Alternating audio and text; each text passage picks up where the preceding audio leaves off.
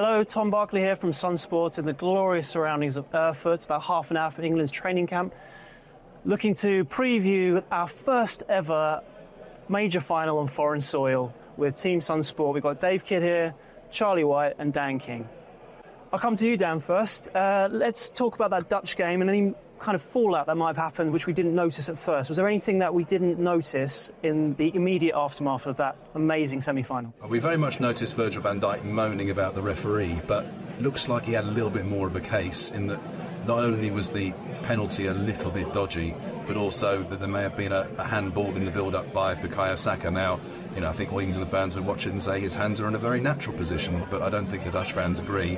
And so this is even before the ball comes to Kane and he tries to shoot, skies over the bar, and then gets caught very lightly by Denzel Dumfries. So, yeah, there's a little bit more controversy, a little bit more sense that England have ridden their luck a bit in that game. But, we are where we are. I thought overall that was our best performance by an absolute mile. Charlie, when you look back at the tournament so far, being probably the most positive member of Team Sunsport, what would you say was the most positive aspect of England's display? I'd like to think I'm pretty objective, and England have not been very good for large parts of the tournament. You can't hide that, everyone knows that. Gareth Southgate's admitted that, a lot of the players have admitted that as well. But they're in the final. And we've spoken about how the Germans used to get to finals this way, and even the Germans are talking about how the English are reminding them a little bit of their teams from years ago. So I think the fact they're in the finals is a positive thing, and the fact is that some of the players have been a bit better the last couple of games. Certainly couldn't be any worse than the Slovakia match. So yeah, all good. I think plenty of reasons to be positive. And Kiddo, as chief sports writer, the voice of Sunsport, when you look back again on the tournament, is there anything particularly negative about this tournament so far from England's perspective? Well, the first 5 games, I'd say, probably. 4. First half against Serbia was fine and Switzerland was fine, but until the Holland game we didn't see anything like what we know they're capable of, but a lot of teams are setting out the spoiler. So I think I'm just delighted that we're hearing Dutch people whinging and German people whinging about the English, because I'm older than you, Tom, and I can remember England whinging about the hand of God and balls going 10 yards over the line, 2 yards over the line, Frank Lampard in Bloemfontein, I was there for that one. All the hard luck stories, all the oh-so-nears, as they say in the Free Lions.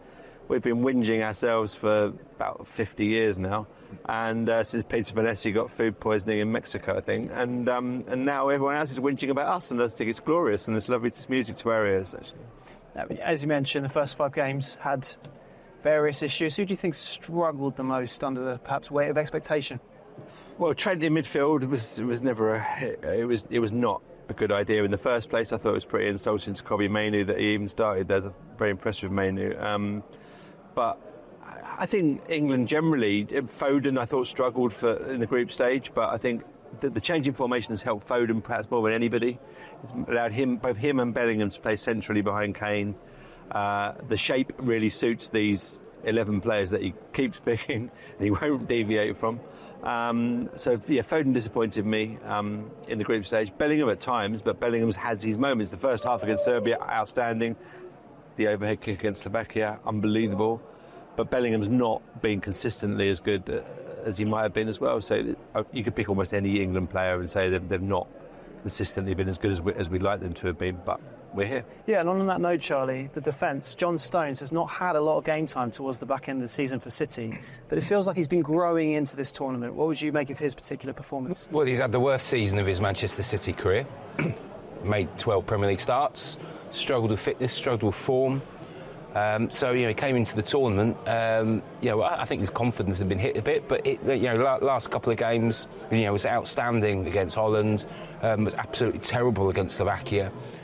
His worst performance for England, if you remember back in 2019 UEFA Nations League, lost to Holland actually, and he was abysmal, as was Kyle Walker, and he actually lost his place in the England team for approaching a year, and it took him some time to get back to that. But out here, I think we also have to give him credit for the fact that he's so used to playing next to Harry Maguire. So Mark Gay is next to him.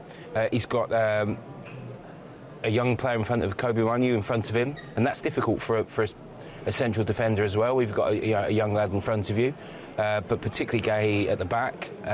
He's grown into the tournament. I thought he started off okay, but that Slovakia game, he obviously wasn't the only one that had a nightmare, was he? He's. I think he's a terrific defender. He doesn't get anywhere near the credit he should do.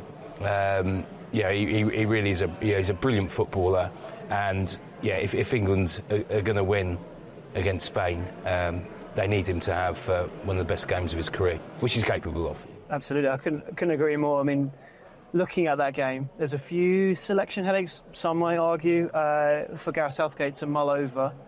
Up front, any chance you drop Kane? Well, I said I'd have dropped Kane before the semi-final, but I was probably wrong. Silly. Stop being silly. Well, but I think he struggled very badly against Slovakia and Switzerland. I don't think he's entirely fit, but I think he did a good enough job against Holland. He took the penalty. Quite frankly, there's no way on earth he's going to drop Kane for the final. This is a guy who's been waiting all his life for a major trophy. He might finally win one. He's not going to drop Kane, and he probably shouldn't do. But we've seen Tony and Watkins affect games in big ways, particularly Watkins, but I think Tony did very, very well against Slovakia, and taking that penalty, the no-look penalty, everyone's obsessed with against Switzerland.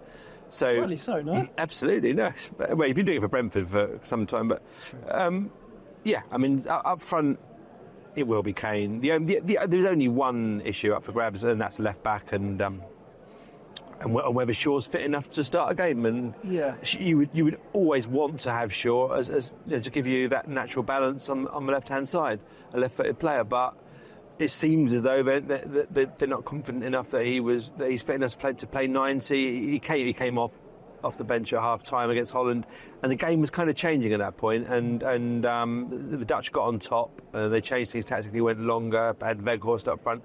Shaw didn't have a huge amount of time to showcase what he's able to do going forward. So I would imagine that Trippier will start, as he has done all tournament. But the one selection thing I'd like to see change would be Shaw, if he's deemed to be fit enough. Well, just on that note, I saw some David Seaman quotes today talking about how Lamine Yamal, who was 12 when COVID happened, which is just ridiculous, but obviously being the sensation of this tournament, suggesting that maybe Trippier is the right call rather than Luke Shaw because he's right-footed and Lamar likes to cut in. What do you reckon, Dan? I mean, Trippier's looked... He's been a soldier, that's the way Southgate described him the other day, but it's obvious that he's playing on the wrong side, and as Kiddo pointed out, the left having a natural effort to Shaw fits that better. But is there an argument to be said about Lamar? I think Kiddo's right that he will start with Trippier because we're not sure about Shaw being able to play a full 90 minutes, and I think it's a nice option to have. But I agree. I think the thing with Trippier is his defensive ability. He's not because he's right-footed. He's not going to go on the outside. And I think this game against Spain is going to be different to any of the games we played before. It's probably going to be the first game in which possession is really dominated by the opposition. I know Holland had a lot of spells, but this is going to be a game where it's going to be quite interesting to see what England do, whether they decide to just sort of sit back and say, right, you have the ball, try and break us down. Almost, we're going to play a kind of a Slovenia or Slovakia game against Spain and see how it goes on. But because as you say, they're inverted wingers. They want to come inside, and we saw what happened when you let Yamal come inside. I think having a right-footed left back there who is naturally going to follow someone cutting him on the inside is going to be will be important. And I think there's the potential to frustrate Spain, not let Yamal, not let Williams have the kind of free rein they've had in other games, and perhaps even to get them taken off and see them out. And then at that point, that's when you make a change. You think, right, okay, we're now on the front foot, and that's when you bring Shaw on and say, right, now you go and not only defend but go on the outside and give us an extra attacking outlet. Yeah, that's what makes sense. That's kind of what Southgate talked about in the last game, that it was better to finish with Shaw than start with him and have to take him off. Charlie, just to take it back to the striker debate, I think we're all expecting Kane to start, but the question mark is, if he starts to tire like he has done, who do you look to bring on? And I was in the Ollie Watkins press conference today, and he was talking about how he was asked whether when Tony came on in those Slovakia and Switzerland games and had such an impact, obviously with the penalty and also the setting up Kane, whether he was starting to worry that he might have fallen down the pecking order. And he said, no, there's no bitterness at all. He was saying, if I wasn't going to come on, I wanted Ivan to come on. And it seems like there's a real collegiate spirit amongst the two of them.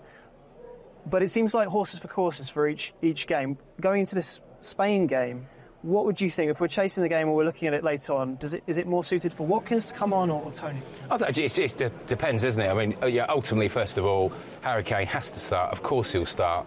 I find some of the criticism of him pretty bizarre. He's clearly not at his sharpest. I know he's denying otherwise. He's bound to say that. What Harry Kane says now and what he says in 3 months' time about this tournament will be two totally different things. The other night, I thought he played quite well, but he got a whack to his foot, didn't he? Although he's saying that he's going to be fine. Both players, Tony and Watkins, I think it just depends how the game's going, really. Both players have done really well. Certainly wouldn't start either of them ahead of Kane, obviously, because neither of them, they're both great players, but they're not in his class. I think that's pretty obvious. England don't have a striker anywhere near the standard of Kane. I think the other thing with Kane is that when he gets a whack or an issue, he's had problems with his back. He does take a long time. With Spurs, it takes a long time to take 4 or 5 weeks often to overcome these niggles. So I actually think he'll be fine for Sunday. But equally do know that England have this confidence now that if Kane does go off, Tony or Watkins can change the game. And that's a huge thing to know. Yeah, and can win a penalty shootout as well. I mean, imagine in the past taking Kane off ahead of a potential penalty shootout. You'd be thinking, that's a nightmare. To throw on back to you, Charlie, not to toot your own horn too much, but before the tournament, after that worrying defeat against Iceland, you were suggesting even back then that he should revert to a back three. It's taken a while, but he's eventually done it. Presumably they stick with that for this one. Yeah, I think they should. I think he will. Team lacked balance at the start, squad lacked balance. A few of his decisions that he decided to make with not having Henderson and Maguire and Grealish. But yeah, look, it served England well. They will stick with that. That's for sure. It's still not perfect, but I still think it's good enough to beat Spain. Yeah, it could have been seen as a backward step. Could have been, we've gone back to playing effectively 7 defensive players. But what it's actually done is has released, as we've said, both Foden and Bellingham particularly Foden behind Kane. And actually, I think been playing Saka as the right wing back. We all thought, why? Got to play him left wing back with it because of his left foot, but because of his attacking instincts, having someone like that there, and we know that when he plays for Arsenal, he is very disciplined, will go back and defend and fight, but knowing that he's got those attacking instincts as well and can cut in and invert, I think has actually worked really well, and it's been good to see him even going on the outside of players. So I think it's working, and the system's working really well in an attacking way as well. We've given Charlie some credit for his vision over the back three. Kiddo, was there a controversial opinion that Charlie had earlier this tournament that you want to reveal? No, earlier during last season when Kobbie Mainoo was emerging as one of the greatest young footballers in the world, Charlie Wyatt, football editor of some 30 years in journalism, decided he wasn't much of a player and was never going to get to the Euros. We sat next to each other at Old Trafford to watch them play Liverpool, and he was just saying how bad Mainoo was when Mainoo turned his man, pinged the ball, curled it into the top corner from 25 yards, and obviously went on to score the winning goal in the FA Cup final after that. But Charlie doesn't think he should be here. But I've been massively misquoted here. You know the game. Yeah, massively misquoted by the chief sports writer of the Sun. For a start, I think he's a brilliant player. Is a brilliant player. Yeah, it's easy to say that now. He will be. It's easy to say that now. And my feeling was that he shouldn't have started England's first game. I didn't think he would be ready. I didn't think Gareth Southgate would, and he didn't. Gareth was wrong to play Trent right back in central midfield. That was a mistake. One of the best central midfield players. I think if you'd watched all United's games in the last couple of months of the season, you'd have seen that he was actually. I watched most of them. When he was actually ran out of steam. He was actually quite poor. brilliant in the FA Cup final, and that, you know, I think because he was carrying United because he'd played so well, he'd run out of steam, and that's why I didn't think he should have started, and it was probably the right decision. Well, and he's had brilliant, 2 or 3 weeks. we were brilliant without him, weren't we, for the first 2.5 games? So well done there. Yeah, no, absolutely. But I think he's coming to the tournament. He's been really good. It's not been perfect. Declan Rice has not played particularly well. I don't think it's not helped by the fact that he's had 3 different midfielders. I think the fact, but I think some of it is that he's having to play with 3 different players. Yeah. I think, you know, Gareth Southgate during the tournament, even when Kobe Mainoo was playing well, had expressed his concern that because he's so young, off the ball, because he's inexperienced, so you can't expect him, you know, to be reading games quite like older players. So, you know, in that position, it's a big ask. It's not like having a 16, 17-year-old out wide, is it? You were wrong there, weren't you, man? You were wrong there. No, I was right. That I didn't think he should have started. Yeah. Dan, let's talk about Spain. Oh, England versus Spain in the final. It sounds tricky. They've played very, very well, but are they all that? They've peaked too soon. In fact, they've not even peaked. They've just been at the same level all the way through. That you need to go like this in a tournament. You don't want to be. You've got to go for the peak. That's what England have done. They've gone down and they've gone wee like this. That's what's going to happen. I think Spain. I saw them in their first game, and I thought, the Croatian midfield, they're going to be fantastic. 99 years old between them. They were made to look every one of those 99 years. Fabian Ruiz and Rodri were fantastic. I think Spain have been good all over. They're by far the best footballing team, most consistent team of the tournament. But, you know, have they gone too soon? I think they have. Charlie, whatever happens tomorrow, is this his last game as England manager?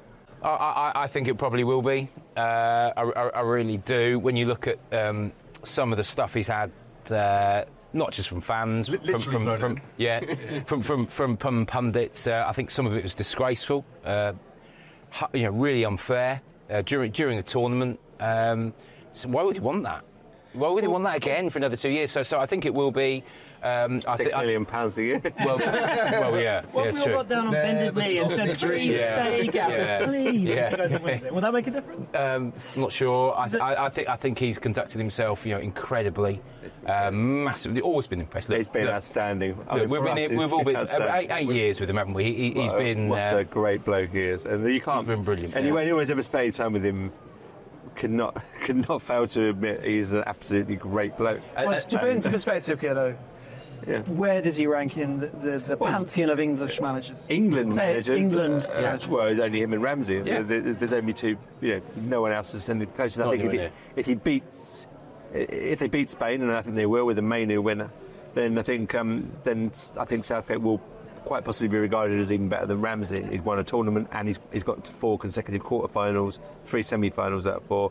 First ever to win a tournament overseas. No England manager will ever have done that. This will. One game shouldn't make a huge amount of difference for a guy who's transformed the culture of a team and the squad. But I think that if they win, I think we can be regarded quite possibly better than Ramsey. But if England win 2-1, there will still be some fans saying it should have been 4-1. Lovely stuff. Well, the theme tune to Sun Sport throughout this tournament has been "This time we'll get it right," and let's hope this time we do. Come on, England!